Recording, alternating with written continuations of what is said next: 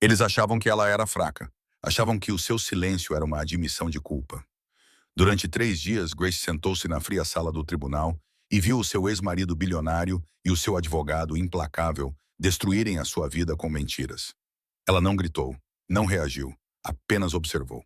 O júri, a galeria e até a sua própria equipa jurídica pensavam que estava tudo acabado.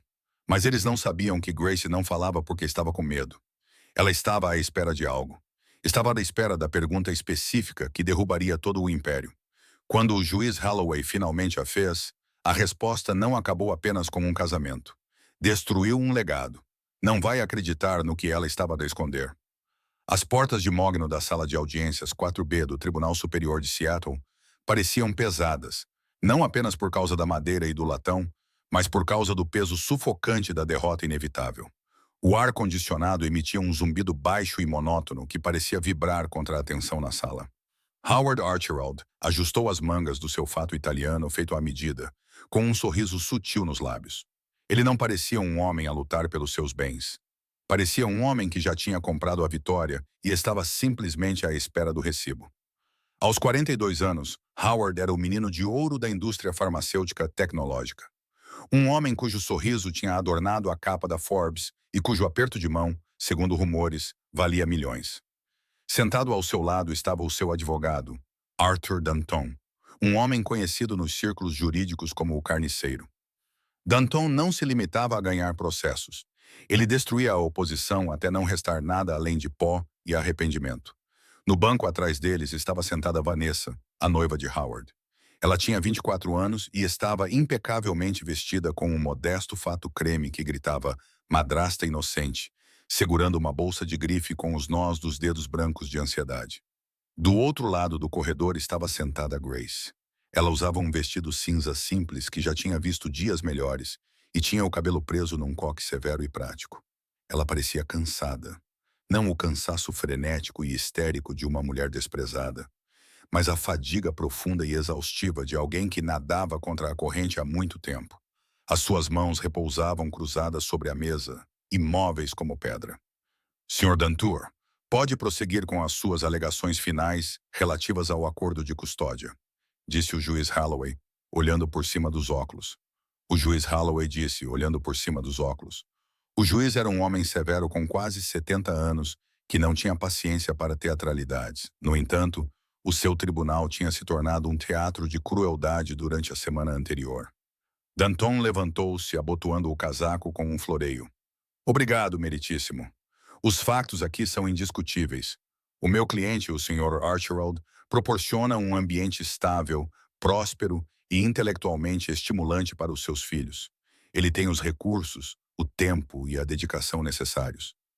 Denton caminhou lentamente em direção à caixa de joias, baixando a voz para um sussurro conspiratório. Embora tenhamos simpatia pela requerida Grace e pelas suas dificuldades financeiras atuais, causadas pela sua própria falta de ambição e investimentos questionáveis, não podemos ignorar a instabilidade e a volatilidade emocional. Howard acenou com a cabeça solenemente, olhando para a mesa como se estivesse a sofrer com a verdade. Foi uma atuação perfeita. Ouvimos o testemunho das amas. Danton continuou, gesticulando vagamente. Ouvimos o testemunho dos funcionários da casa. Senhora Archibald, desculpe-me. A senhora Corey foi descrita como distante e distraída, e talvez até negligente. Este é um ambiente adequado para 2 crianças pequenas? Um pequeno apartamento num bairro questionável com uma mãe que se recusa a seguir em frente? Grace não vacilou. Ela olhou fixamente para o grande selo do estado de Washington, pendurado acima da cabeça do juiz. Na galeria, sussurros percorreram os espectadores. A imprensa estava lá, ansiosa para ver uma socialite cair em desgraça. Já tinham escrito as manchetes, uma vitória anunciada. Um fim triste e inevitável para a esposa tranquila. Ela não disse uma palavra. Sussurrou Vanessa para a amiga na segunda fila, alto o suficiente para que os que estavam no fundo da sala ouvissem. É praticamente uma admissão. Ela sabe que não é adequada. Howard inclinou-se para Danton quando o advogado voltou à mesa. Encerre isso. Tenho uma reunião do conselho às 4. Já está feito, murmurou Howard, remexendo os seus papéis. Olhe para ela. Ela está destruída. Mas Grace não estava destruída. Ela estava a contar. A sessão da tarde se arrastou. A sua defensora pública nomeada pelo tribunal, Sarah Jenkins, parecia estar fora do seu elemento. Era jovem, sincera e completamente oprimida pela montanha de provas forjadas que Danton tinha despejado na sua secretária 3 dias antes. Meritíssimo, disse Sarah, com a voz ligeiramente trêmula ao levantar-se. A minha cliente ama os seus filhos. As acusações de negligência baseiam-se inteiramente no testemunho de funcionários atualmente na folha de pagamentos do Sr. Archibald. Isso é um claro conflito de interesses. Protesto! Danton gritou, sem sequer se dar ao trabalho de se levantar completamente. Relevância? As testemunhas estavam sob juramento. Aceito. O juiz Holloway suspirou e esfregou as têmporas. Menina Jenkins, a menos que tenha provas concretas para refutar as alegações dos funcionários domésticos, por favor, prossiga. Sarah olhou para Grace, que estava cheia de desespero. Grace, tem de me dar alguma coisa. Disse-me que tinha um plano. Estamos a perder tudo aqui. A pensão alimentícia, a casa, os filhos. Ele está a destruir-te. Grace virou a cabeça lentamente. Os seus olhos eram de um verde impressionante e penetrante. E pela primeira vez em dias, eles tinham um brilho. Ainda não, Sarah. Espere pelas finanças. As finanças? Sarah sussurrou. Já analisamos as finanças. Ele escondeu tudo em empresas de fachada. Não podemos provar isso sem um contabilista forense. E o juiz negou o nosso pedido de mais tempo. Apenas espera, disse Grace suavemente. O foco do julgamento mudou para a divisão de bens. Esse era o terreno de Howard. Ele construiu um império e garantiu que no papel estivesse quase sem dinheiro. Howard subiu ao banco das testemunhas. Ele parecia a imagem do sucesso humilde. Sr. Archibald, perguntou Danton suavemente, pode explicar ao tribunal o estado atual dos seus ativos líquidos? Howard suspirou, com uma expressão trágica no rosto. Foi um ano difícil para o mercado, respondeu ele. O setor farmacêutico foi duramente atingido. A maior parte da minha riqueza está presa em ações que não posso vender legalmente por mais 5 anos. O meu dinheiro líquido é mínimo. Mal dá para cobrir os honorários advocatícios e a manutenção das propriedades. Ofereci a Grace um generoso acordo mensal de 5.000, o que considero mais do que justo, dada a situação atual da empresa. 5.000 por mês? Ela achou que era um insulto. Não daria nem para cobrir o aluguel no distrito escolar, onde os filhos deles estudam. E as contas offshore que a senhora Corey mencionou em sua petição inicial? Danton perguntou, preparando o golpe final. Howard soltou uma risada curta e incrédula. Ficção, pura fantasia. Sou um empresário americano. Pago os meus impostos. Guardo o meu dinheiro onde posso vê-lo. A Grace sempre teve uma imaginação fértil. Acho que ela está a confundir as minhas viagens de negócios às Ilhas Caimão com viagens bancárias. Fui lá para procurar locais para um centro de retiro. Nada mais. O juiz Holloway acenou com a cabeça e tomou notas. Olhou para Grace. Ela estava a olhar fixamente para Howard. A sua expressão era indecifrável, mas batia um ritmo na mesa com os dedos. Tap, tap, tap. Deseja interrogar a senhora Jenkins? Perguntou o juiz. Sarah levantou-se e olhou para as suas notas. Abriu a boca para falar, mas a mão de Grace disparou e agarrou-lhe o pulso. Não, disse Grace com uma voz clara e surpreendentemente alta na sala silenciosa. O juiz Holloway franziu a testa. Senhora Corey, está a falar fora de hora. Está a instruir a sua advogada a recusar o contra-interrogatório? Sim, respondeu Grace. Ela levantou-se. Não era alta, mas naquele momento parecia elevar-se acima da mesa da defesa. Na verdade, meritíssimo, gostaria de falar por mim mesma agora. Danton riu. Meritíssimo, isso é altamente irregular. Ela tem um advogado. Tenho o direito de me dirigir ao tribunal sobre o bem-estar dos meus filhos e a validade dessas reivindicações financeiras, disse Grace, com voz firme. E acredito que o Sr. Archibald esqueceu um detalhe muito pequeno, mas muito importante, sobre o nosso casamento. Howard revirou os olhos. Lá vamos nós. A histeria. O juiz Holloway parecia intrigado. Estava cansado das manobras suaves de Danton. Queria ouvir o que a mulher tranquila de cinza tinha a dizer. Muito bem, mas tenha cuidado, Sra. Corey. Isto é um tribunal, não uma sessão de terapia. Qual é esse detalhe? Grace contornou a mesa. Ela não caminhou em direção ao banco das testemunhas. Em vez disso, caminhou em direção ao centro da sala, diretamente em frente ao juiz, virando as costas para Howard. O detalhe, continuou Grace, é que antes de eu ser dona de casa e mãe, o Sr. Archibald parece ter esquecido o que eu fazia para ganhar a vida. Howard franziu a testa. Ele realmente teve que pensar sobre isso. Ele conhecera Grace num baile de caridade há 10 anos. Ela era voluntária. Ele presumira que ela vinha de uma família rica ou era uma arquivista. Ele nunca perguntou. Ela era arquivista, Grace disse, para o Departamento de Estado. Denton zombou. E como isso é relevante para arquivar documentos? Parabéns. Você é uma arquivista especializada em recuperação de dados forenses e comunicações encriptadas. Grace baixou a voz uma oitava e ficou mais fria. Eu não me limitava a arquivar documentos. Encontrava coisas que as pessoas se esforçavam muito para apagar. A sala ficou em silêncio. Por uma fração de segundo, o sorriso de Howard vacilou após 10 anos. Grace continuou a andar lentamente. Eu desempenhei o papel que Howard queria que eu desempenhasse. A esposa quieta, o troféu. Deixei-o pensar que eu não entendia como o negócio dele funcionava. Deixei-o pensar que eu estava ocupada demais com as crianças para perceber quando ele mudava as senhas. Deixei-o pensar que eu era burra. Ela virou-se para Howard. Mas eu tenho memória fotográfica, Howard. Tenho o hábito de fazer backup dos discos rígidos. Objeção! Denton rugiu, levantando-se de um salto. Isso é uma emboscada. Nenhuma prova foi apresentada. Na verdade, Grace interrompeu, tirando um pequeno pendrive preto do bolso do seu vestido cinza. Apresentei isto ao BAF esta manhã, lacrado, marcado para revisão de emergência por perjúrio. As sobrancelhas do juiz Holloway se ergueram. Ele olhou para o oficial de justiça, que acenou com a cabeça e entregou um envelope pardo ao tribunal.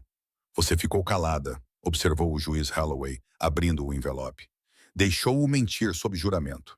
Eu precisava que ele confirmasse, respondeu Grace. Eu precisava que ele declarasse, sob pena de perjúrio, que as contas nas Ilhas Caimão não existiam, porque se eu tivesse mostrado esta prova mais cedo, ele teria feito um acordo. Ele teria distorcido a situação. Mas agora ele cometeu um crime grave na sua frente. O rosto de Howard empalideceu. Ele inclinou-se para Denton. O que há nesse disco rígido? Não sei, respondeu Denton. Danton sibilou, com gotas de suor na testa. Disse-me que ela não era ninguém. O juiz Holloway ligou o disco rígido ao seu computador portátil. O tribunal aguardou. O silêncio prolongou-se, pesado e sufocante. O juiz clicou em alguns ficheiros. Os seus olhos arregalaram-se. Ajustou os óculos, percorreu e percorreu. Olhou para cima. O seu rosto estava tempestuoso. Menina Archibald, disse o juiz com uma voz perigosamente baixa. De acordo com estes extratos bancários, que parecem ser autenticados pelas chaves de assinatura digital do banco, tem 75 milhões de dólares numa conta em nome da Vanessa Properties, LLC. A galeria suspirou. Todos os olhos se voltaram para Vanessa. Ela gritou e deixou cair a sua mala de marca. Eu não sabia.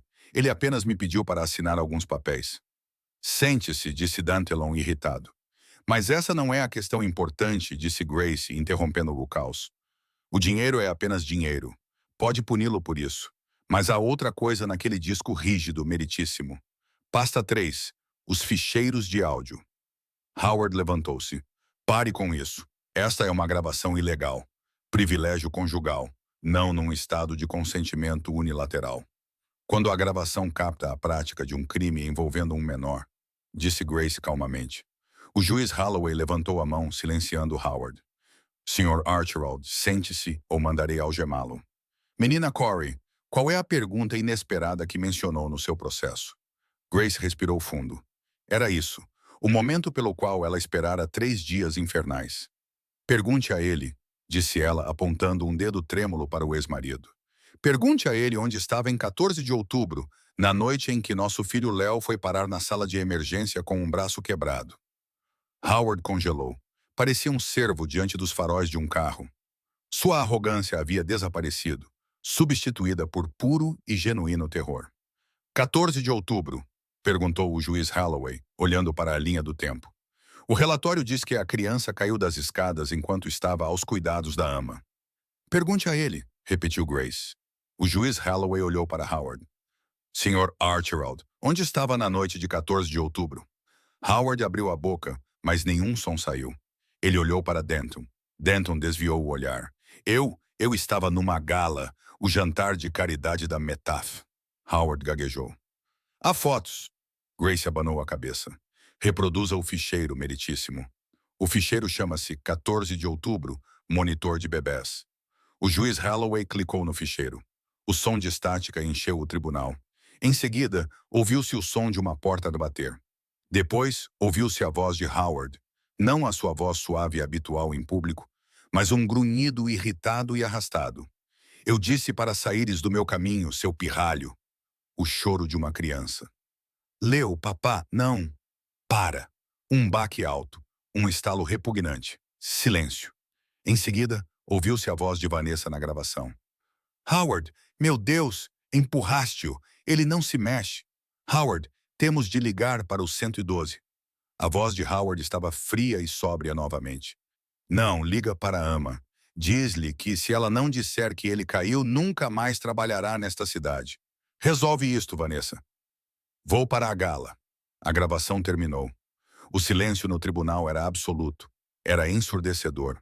Era o som de uma vida a terminar. Vanessa soluçava com as mãos no rosto. Howard agarrou a mesa com tanta força que os nós dos dedos ficaram brancos. O juiz Holloway fechou lentamente o portátil. Tirou os óculos. Olhando para Howard, transmitiu um nível de puro desgosto que transcendia o seu papel judicial. Sr. Archibald, disse o juiz, com a voz trêmula de raiva reprimida. Já ouvi o suficiente. O silêncio que dominava o tribunal se quebrou como um vidro caindo de um arranha-céu. Isso é uma invenção. Howard Archibald gritou, com o rosto contorcido de raiva. Ele se lançou em direção à mesa da defesa, derrubando uma pilha de arquivos no chão. Ela manipulou o áudio gerado pela IA dele. Exijo uma análise forense. O juiz Holloway bateu com o martelo, o som ecoando no ar como um tiro. Bang, bang, bang! Sente-se, Sr. Archibald! Rugiu o juiz, sua voz projetando uma autoridade assustadora, fazendo a galeria recuar. Você está em um tribunal, não em uma sala de reuniões onde pode intimidar as pessoas até que elas se submetam. Arthur Dunn, o açougueiro, parecia ter engolido o carvão em brasa. Orgulhava-se de saber ler a sala e saber quando pressionar e quando recuar. Mas isto era uma detonação nuclear. Afastou-se fisicamente do seu cliente, dando um passo para a esquerda. Meritíssimo, gaguejou Danton. A sua habitual confiança escorregadia tinha evaporado. Tenho de pedir um intervalo. Preciso de conferenciar com o meu cliente sobre estes novos desenvolvimentos.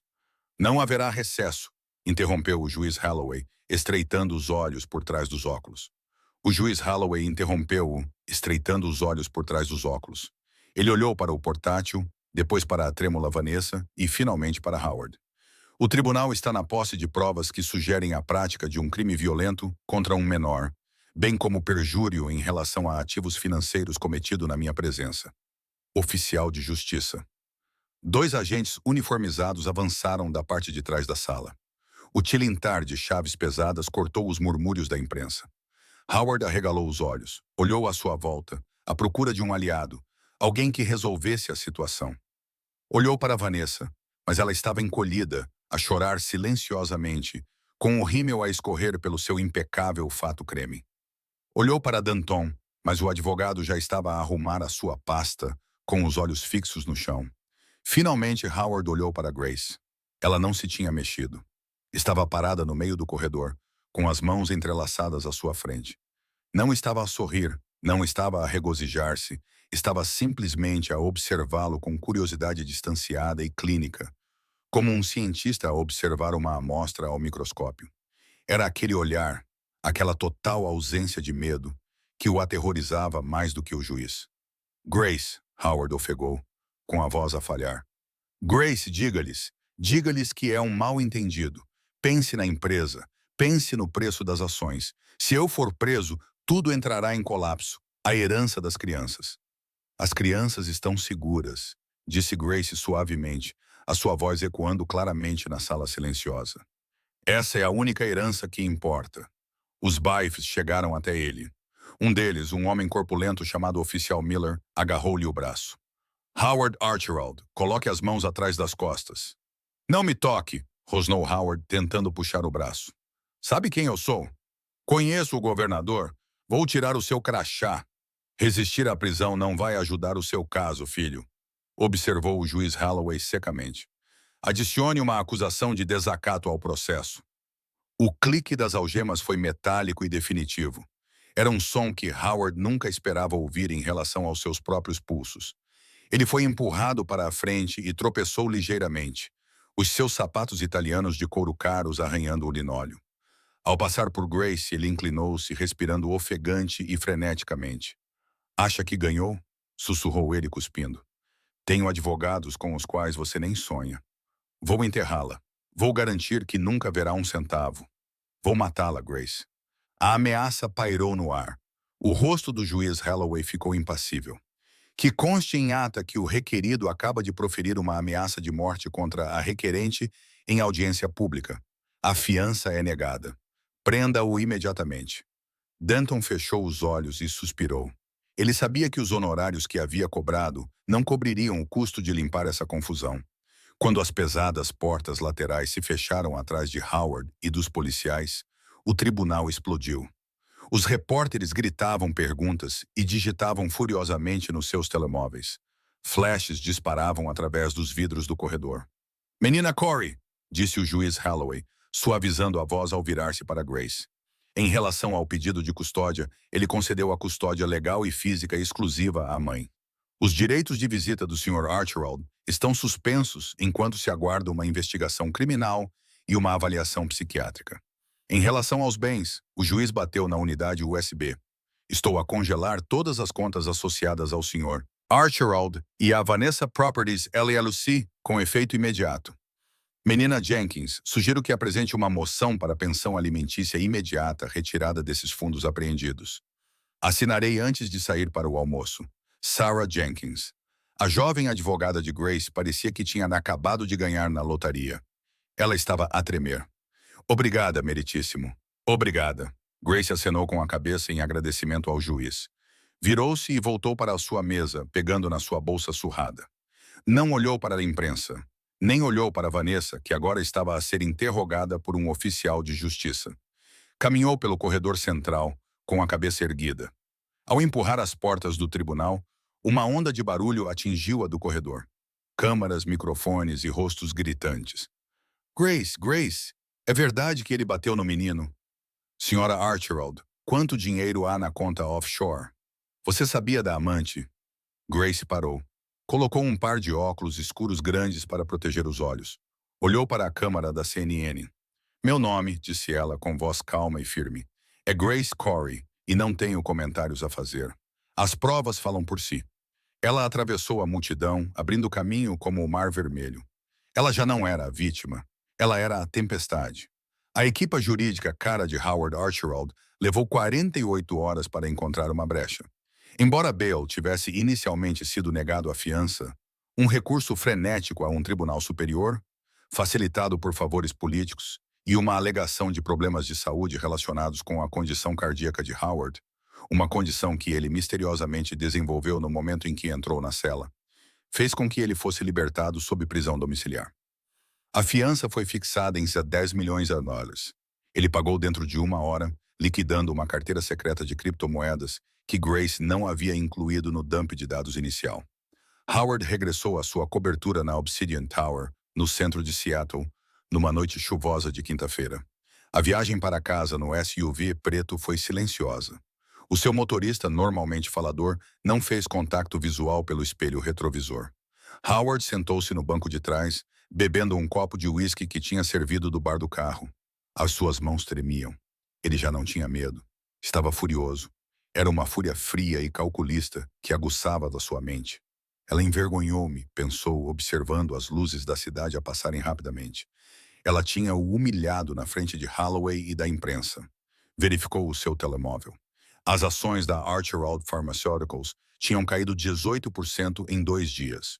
O conselho de administração tinha convocado uma reunião de emergência para a manhã de sexta-feira. Ele precisava se antecipar a isso. Precisava controlar a narrativa. O carro parou na entrada privada. Ignorando o porteiro, ele entrou e pegou o elevador até o 50º andar. A cobertura estava escura. Ele franziu a testa. Normalmente, as luzes estariam acesas e a iluminação ambiente ajustada. Vanessa, ele chamou, sua voz ecoando no amplo e moderno hall de entrada. Não houve resposta. Ele entrou na sala de estar e jogou as chaves na ilha de mármore. Vanessa, eu disse para você preparar o jantar. Estou a comer comida de prisão há 2 dias. Ainda silêncio. Ele subiu a escada flutuante até o quarto principal. A porta estava aberta. Ele entrou e congelou. O quarto estava vazio. As portas do guarda-roupa estavam abertas e os cabides vazios. A caixa de joias na penteadeira tinha desaparecido. O cofre na parede estava aberto e vazio. Na cama havia um único pedaço de papel. Howard aproximou-se e pegou-o. Era um bilhete escrito com a caligrafia infantil e cheia de curvas de Vanessa. Howard, vi as notícias. Dizem que podes pegar 10 anos por abuso infantil. Não posso ser esposa de um prisioneiro. Isso não faz parte da minha imagem. Além disso, os federais apareceram. Perguntaram sobre a LLC. Contei tudo a eles, Howard. Disse que você me obrigou a assinar os papéis. Também contei sobre as contas em Zurique. Fiz um acordo para obter imunidade. Não me procure. Estou em Paris. Vé. Howard amassou o bilhete na mão e soltou um grito de pura raiva. Ele atirou um candeeiro de cristal pela sala, quebrando-o contra a parede. Traidora! Gritou ele.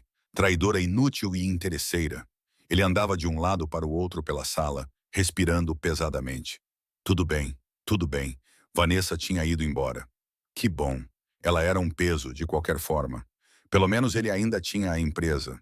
Ele ainda tinha a propriedade intelectual principal. Enquanto controlasse as patentes do Neurovance, o medicamento para Alzheimer, que seria lançado no próximo trimestre, ele era intocável. O conselho não ousaria demiti-lo. Ele era a empresa. Precisava verificar os servidores seguros. Tinha de garantir que os ficheiros de PD estivessem bloqueados e que Grace não pudesse aceder a eles. Correu para o escritório em casa e ligou o seu enorme computador de mesa. Digitou a senha. Acesso negado. Ele franziu a testa. Digitou novamente. Acesso negado. Que diabos? Ele pegou o telefone e ligou para o diretor de TI, Gary. Gary, disse ele. Por que estou bloqueado do mainframe? Howard gritou. Houve uma longa pausa do outro lado da linha. Sr. Archibald. Oh, senhor, as suas credenciais foram revogadas. Revogadas por quem? Eu sou o CEO. Pela presidente interina, senhor. Howard congelou. Presidente interina? Não temos uma presidente. Temos um presidente. O velho Priest. O Sr. Priest demitiu-se ontem, senhor. Gary disse com a voz trêmula. A acionista majoritária pediu uma reestruturação. Ela nomeou-se presidente esta manhã. Ela, Howard sussurrou, com um medo frio a penetrar nos seus ossos. Quem é ela? Não consigo ver o nome completo no ficheiro, senhor. Só diz EK Holdings. EK Grace Corey. Howard deixou cair o telefone. Ele bateu no chão. Como ela poderia ser a acionista majoritária? Ele possuía 51% das ações. Ele tinha verificado a carteira 1000 vezes. Então, lembrou-se de algo que Grace tinha dito no tribunal. Eu não apenas registrei os documentos, eu descobri coisas. Há 10 anos, quando fundou a empresa, ele usou o capital inicial de um investidor anônimo para comprar as ações dos seus primeiros sócios. Ele nunca soube quem era o investidor. O negócio foi negociado por meio de um fundo cego em Singapura. Ele presumiu que fosse um magnata do petróleo ou um fundo de capital de risco. Ele correu para o arquivo e vasculhou os papéis antigos até encontrar os documentos originais da constituição da empresa. Ele folheou o adendo sobre o investidor da Série A, o Chimera Trust. Ele nunca tinha pesquisado sobre o Chimera Trust antes. Ele apenas tinha descontado o cheque. Ele correu de volta para o computador. Não conseguiu entrar no servidor da empresa, mas conseguiu verificar os registros públicos. Ele pesquisou os detalhes da propriedade do Chimera Trust e a tela carregou. Administradora, Grace Corey. Beneficiários, os filhos de Archibald. Howard recostou-se na sua cadeira de couro, com o ar a sair dos seus pulmões. Ela tinha o financiado há tantos anos, quando começaram a namorar, e ele pensava que ela era uma estudante pobre. Ela tinha dinheiro. Não, Não dinheiro, informação. Agora lembrava-se, o pai dela. Ele não era um desconhecido. Era Alexander Corey, o enigmático matemático que concebeu algoritmos de negociação de alta frequência para Wall Street nos anos 90. Ele morreu misteriosamente, sem deixar testamento. Todos pensavam que ele tinha morrido sem um tostão. Mas Grace sempre teve o dinheiro. Ela tinha comprado 40% das ações da empresa dele antes mesmo de se casarem. Com o acordo de divórcio iminente, ela ganharia mais 15%. Ela era a dona dele. Ela era a dona dele desde o início. O telefone na secretária dele tocou. Era o telefone fixo. Apenas algumas pessoas tinham esse número. Ele atendeu lentamente. Estou? Olá, Howard. Era ela. A voz dela estava calma e livre do medo que costumava fingir. Grace, ele sussurrou. Você era a investidora anônima. Eu acreditava na ciência, ela disse. Eu acreditava que a Neurovance poderia salvar vidas. Eu não sabia que o homem que dirigia a empresa era corrupto. Você não pode fazer isso, disse ele, tentando se recompor. Eu construí esta empresa. Eu sou Archibald Farmer. Não mais, disse Grace. A reunião do conselho é amanhã às 9. Sugiro que você traga uma caixa para seus pertences pessoais. A segurança irá acompanhá-lo até a saída se você demorar. Vou lutar contra si, gritou Howard. Vou processá-la por fraude. Escondeu ativos. Não escondi nada, respondeu Grace calmamente. O fundo sempre foi um assunto de registro público. Você era apenas arrogante demais para ler as letras pequenas. Estava ocupado demais admirando o seu próprio reflexo para perceber quem estava a pagar por isso. Vou atrás de si, Grace, rosnou ele. Venha, disse ela. Estarei à sua espera na sua cadeira. A linha ficou muda. Na sexta-feira de manhã, uma chuva cinzenta e implacável caía sobre Seattle, transformando os arranha-céus de vidro em monólitos chorosos. A sede da Archibald Pharmaceuticals era uma fortaleza de aço e vidro no distrito financeiro. A sala de reuniões no 41º andar oferecia uma vista panorâmica de Puget Sound, com o objetivo de intimidar aqueles que se sentavam em frente à enorme mesa de carvalho. Às 8h55, a sala estava cheia. O conselho de administração estava sentado em um silêncio desconfortável.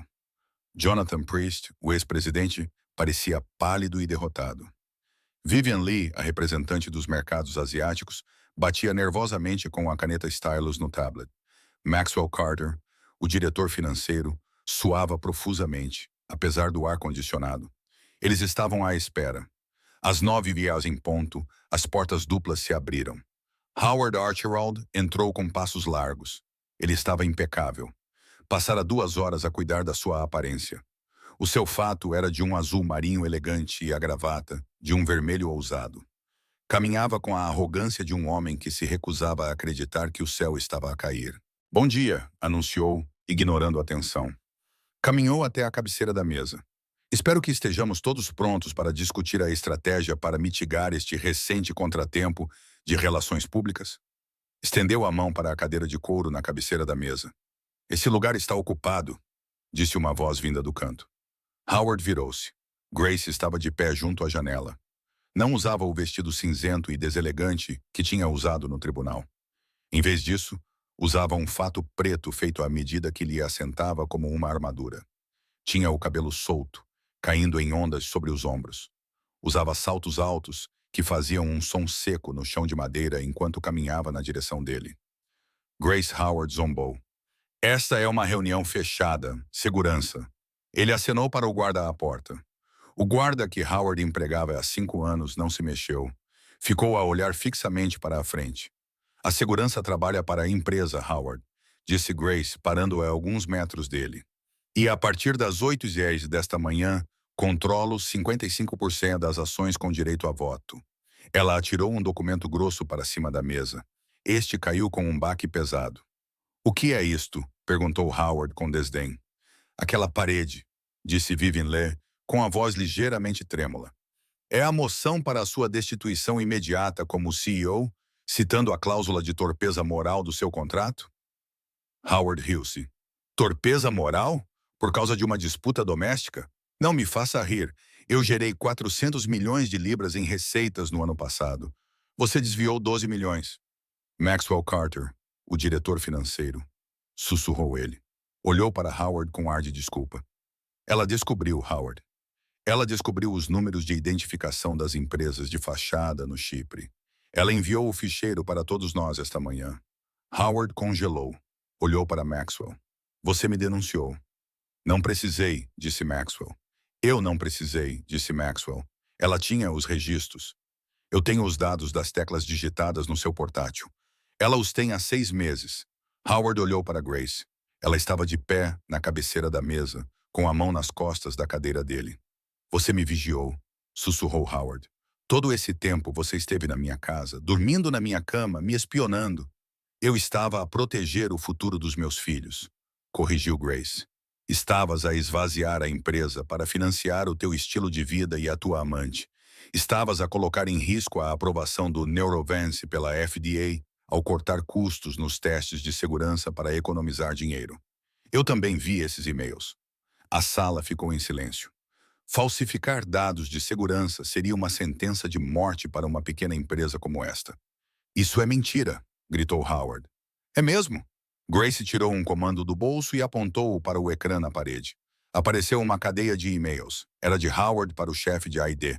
Assunto: ensaios clínicos fase 3 de P. Archibald Body.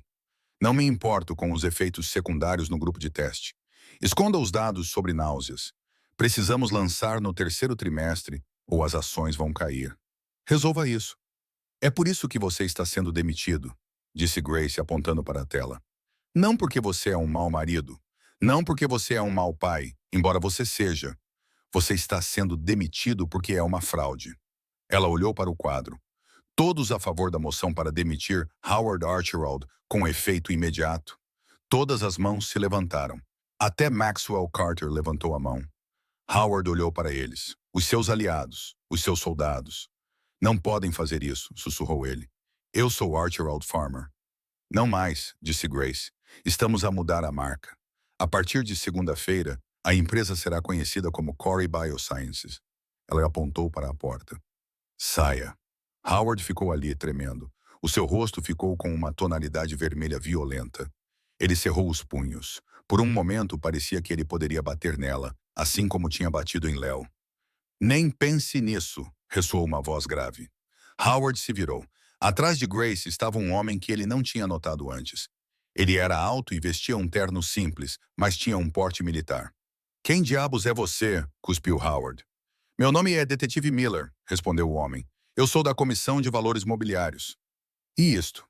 O detetive deu um passo à frente, mostrou o seu crachá e tirou um par de algemas novas.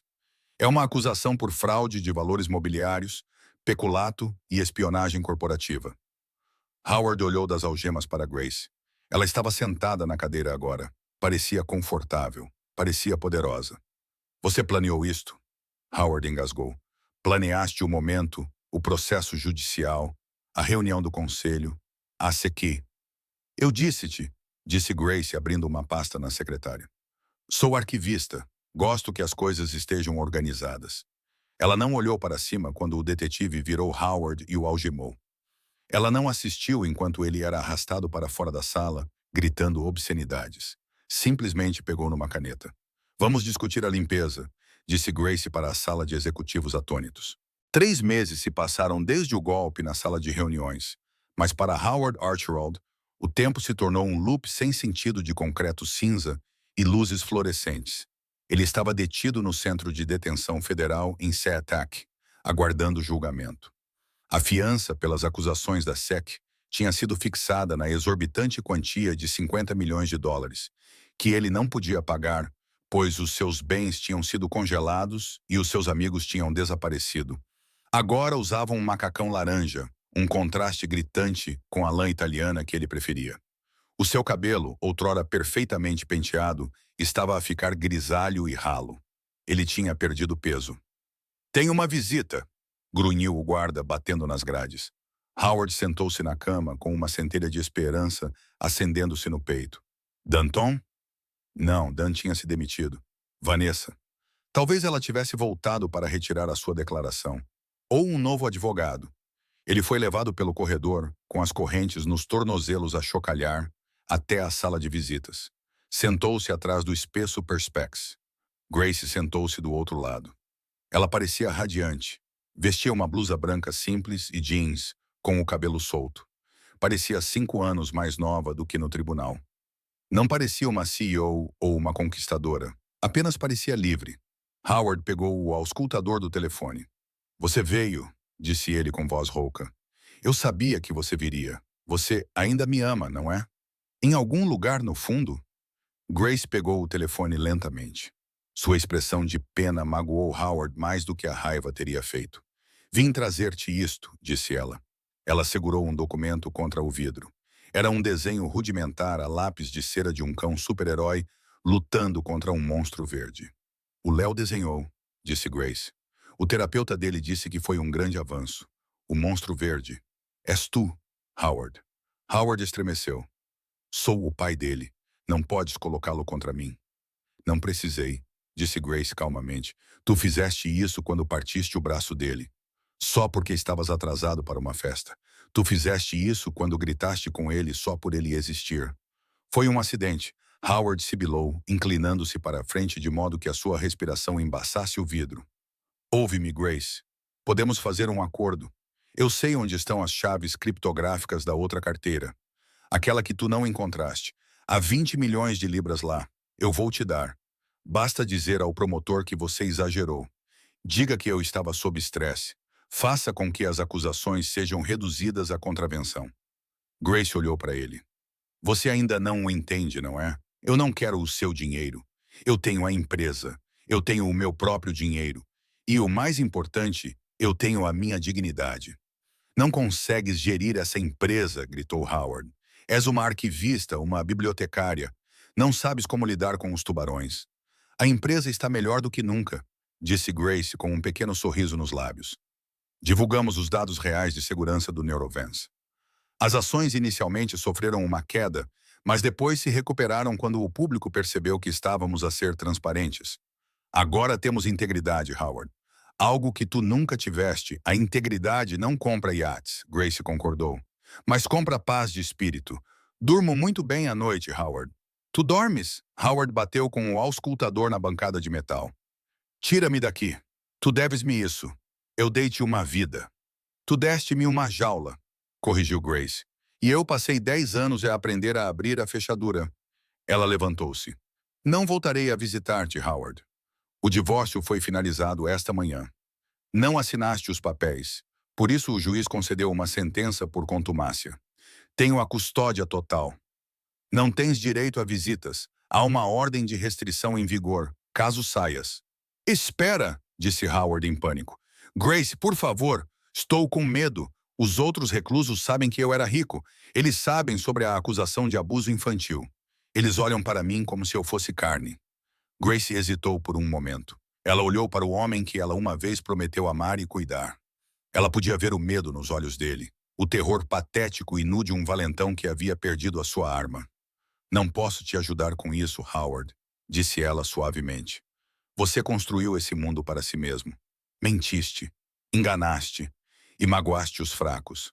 Agora estás num lugar onde as regras são diferentes. Boa sorte. Ela desligou o telefone. Ao afastar-se, ouviu-o gritar o seu nome através do vidro. Um som abafado e desesperado que se desvaneceu quando a pesada porta de aço se fechou atrás dela. 1 ano depois, os lustres de cristal do Fairmont Olympic Hotel não estavam apenas a brilhar. Eles pareciam vibrar com a energia coletiva da elite de Seattle. Era um contraste gritante e brilhante com a miséria estéril e cinzenta do tribunal, onde Grace Corey estava exatamente 1 ano atrás. Naquela noite, o ar não cheirava a café velho e desespero. Em vez disso, cheirava a perfume caro, champanhe envelhecido e o aroma inebriante do triunfo. O baile de gala da Fundação Corey para a Recuperação Doméstica era oficialmente o ingresso mais cobiçado da temporada. O salão de baile estava cheio de gravatas pretas e vestidos de grife, e os rostos lá dentro já haviam se afastado de Grace quando ela era apenas a esposa discreta de Howard Archibald. Agora, eles esticavam o pescoço apenas para ter um vislumbre dela. Grace estava perto da entrada coberta de veludo, alisando o tecido do seu vestido esmeralda. Era uma escolha ousada, um verde vibrante e vivo que se destacava no meio do mar de vestidos pretos conservadores. Ela não estava mais se escondendo no cinza. Mãe, você está nervosa? Grace olhou para baixo. Leo estava puxando sua mão. Com 8 anos, ele estava elegante em um smoking em miniatura, com a gravata borboleta ligeiramente torta. Mas não era o terno que fazia o peito de Grace apertar de emoção. Era a postura dele. Ele estava de pé, com os olhos não mais correndo pela sala com medo do temperamento imprevisível do pai. O menino brilhante e travesso tinha crescido, e as dores fantasmas daquela terrível noite de outubro tinham se desvanecido numa memória que ele raramente visitava. Um pouco, admitiu Grace, ajoelhando-se para ajeitar a gravata dele. Há muitas pessoas aqui. São pessoas simpáticas, disse Leo com confiança, observando a multidão. Não são como as antigas. Olha, o detetive Miller também está aqui. Ele prometeu mostrar-me o seu crachá novamente. Grace sorriu, vendo o seu filho correr em direção à mesa do buffet, onde o detetive corpulento da SEC equilibrava desajeitadamente um prato de costelas. Ver Léo destemido era a única vitória que realmente importava. A empresa, o dinheiro, a reputação, tudo isso era apenas um isolamento para manter aquele menino seguro. Um silêncio tomou conta da sala quando as luzes se apagaram. Um holofote cortou a escuridão, iluminando o pódio. Grace subiu as escadas. O silêncio que a recebeu agora não era o silêncio pesado e julgador do julgamento. Era um silêncio de reverência e expectativa. Ela agarrou as laterais do pódio e parou um momento para olhar para as centenas de rostos. Ela viu Sarah Jenkins, sua ex-defensora pública que se tornou consultora jurídica, enxugando uma lágrima dos olhos. Ela também viu os membros do conselho da Core Biosciences, que a olhavam com uma mistura de medo e respeito. Obrigado a todos por terem vindo, começou Grace, com a voz firme e amplificada, enchendo a sala cavernosa. Há 1 ano, continuou ela, sentei-me numa cadeira não muito diferente daquelas em que vocês estão sentados agora, embora muito menos confortável. Fiquei sentada lá por 3 dias e ouvi um homem dizer ao mundo que eu era fraca. Ele disse ao júri e à imprensa que eu fiquei em silêncio porque estava lá abalada. Ele disse que a minha falta de defesa era uma admissão de culpa.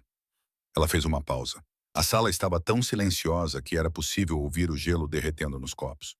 Vivemos num mundo que recompensa o volume, disse Grace, o seu olhar percorrendo o nível da varanda. Somos ensinados que a pessoa que grita mais alto é quem manda. Os valentões, os fanfarrões, aqueles que interrompem. Somos ensinados a temer o barulho deles. Ela inclinou-se para mais perto do microfone. Mas aprendi algo naquele tribunal. Aprendi que o silêncio nem sempre é um sinal de fraqueza. Às vezes, é o som de uma arma a ser carregada. Às vezes, é a arquitetura de uma armadilha. Fiquei em silêncio, não porque não tivesse nada a dizer, mas porque estava à espera. Estava a ouvir. Enquanto ele estava ocupado a gritar mentiras, eu estava a reunir a verdade. Algumas pessoas na primeira fila acenaram com a cabeça. A conexão era palpável. Esta noite, esta fundação é uma promessa, concluiu Grace, com a voz elevando-se com convicção. Uma promessa a qualquer pessoa que se sinta silenciada por uma voz alta e poderosa. Vamos ajudá-lo a encontrar a sua própria voz e vamos lembrar ao mundo que a verdade não precisa gritar. Ela só precisa ser ouvida no momento certo. Os aplausos não começaram simplesmente. Eles explodiram. Foi uma ovação estrondosa que abalou o chão. Grace não se intimidou. Ela ficou ali, saboreando o momento e aceitando-o não por si mesma, mas pela mulher que ela já fora. A mulher que quase se deixou desaparecer. 1 hora depois, quando a gala passou para jazz suave e confraternização, Grace se viu encurralada perto das portas do terraço. Mais! Gritou uma voz rouca. Ou devo chamá-la de Madame Presidente agora? Ela se virou e viu o juiz Holloway apoiado em uma bengala, com um copo de água com gás na mão. Ele se aposentara há 6 meses, com seu legado consolidado pelo caso Archibald, que ganhou grande destaque. Sem a toga, ele parecia mais velho e mais suave, mas seus olhos ainda eram tão perspicazes quanto antes. Grace está bem, juiz, disse ela calorosamente, estendendo a mão. Fico feliz por ter vindo. Eu não perderia isso por nada, Holloway riu. Sabe, nos meus 40 anos no tribunal, vi todos os tipos de mentirosos, ladrões e charlatões. Vi homens inocentes parecerem culpados e homens culpados parecerem santos. Mas nunca vi uma derrubada como a sua. Ele se aproximou, baixando a voz em tom conspiratório. Jogaste um jogo perigoso ao esperar que eu fizesse aquela pergunta específica, Grace. E se eu não tivesse perguntado sobre 14 de outubro? E se eu tivesse simplesmente assinado os papéis? Eu sabia que não o farias, disse Grace com uma expressão séria. Eu pesquisei sobre si, juiz, assim como fiz com o Howard. Eu sabia que tinha um neto da mesma idade do Léo. Eu sabia que não tolerava valentões. Tudo o que eu precisava fazer era provocar Howard o suficiente para que ele mostrasse sua verdadeira face. Eu precisava que ele me ameaçasse. Eu precisava que ele perdesse o controle. Você usou a arrogância dele contra ele. Holloway refletiu, balançando a cabeça em admiração. Era como judô, usar o peso do oponente para derrubá-lo. Ele tinha o dinheiro. Ele tinha o poder, respondeu Grace. Tudo o que eu tinha eram os detalhes e a paciência. Bem, disse Holloway, batendo o seu copo no dela. Funcionou. Ouvi dizer que o nosso conhecido comum está atualmente a trabalhar na lavandaria da Citec Federal, a dobrar lençóis por 12 cêntimos a hora. Disseram-me que ele está a ter dificuldade em se adaptar à falta de serviço de quarto. É um trabalho honesto, disse Grace, sem qualquer traço de amargura. Pode ser o primeiro trabalho honesto que Howard já fez na vida. Eles riram juntos, um som de conclusão. Vai e aproveite a sua festa, disse Holloway, apontando para a sala. Você merece. Grace sorriu e saiu pela porta de vidro para a varanda. A chuva havia parado, deixando o horizonte de Seattle limpo e brilhante contra a extensão escura do Puget Sound. O ar estava frio e revigorante. Uma diferença gritante em relação ao ar viciado e reciclado da sua antiga vida. Ela caminhou até a grade e segurou o metal frio, sentindo o vento soprar em seus cabelos. Ela não era mais apenas uma sobrevivente. Ela era uma construtora. O seu telemóvel vibrou na bolsa. Ela o tirou. Era uma mensagem de texto do Dr. Harris, o pesquisador-chefe que ela havia promovido depois de demitir os comparsas de Howard. Mensagem recebida às 22h42. Assunto: atualização da FDA. Grace, acabamos de receber a ligação. A Neurovance recebeu aprovação total. Os dados de segurança que você divulgou salvaram a candidatura. Começamos a produção na segunda-feira. Isso vai mudar milhões de vidas. Você fez isso. Grace olhou para a tela, a luz azul refletindo nos seus olhos. Lágrimas brotaram nos cantos dos seus olhos, quentes e rápidas. Esta era a justificação de que ela não sabia que precisava. Howard tinha usado a empresa como um mealheiro. Ela a transformou num farol de esperança. Os algoritmos do pai, o seu arquivamento meticuloso, os seus anos de silêncio, tudo isso levou a isso. Tudo isso levou a isso. Ela olhou para as ruas da cidade abaixo. Carros minúsculos moviam-se como sangue nas veias. Ela pensou na mulher que costumava ser. A arquivista invisível, escondida nas sombras do ego de um narcisista.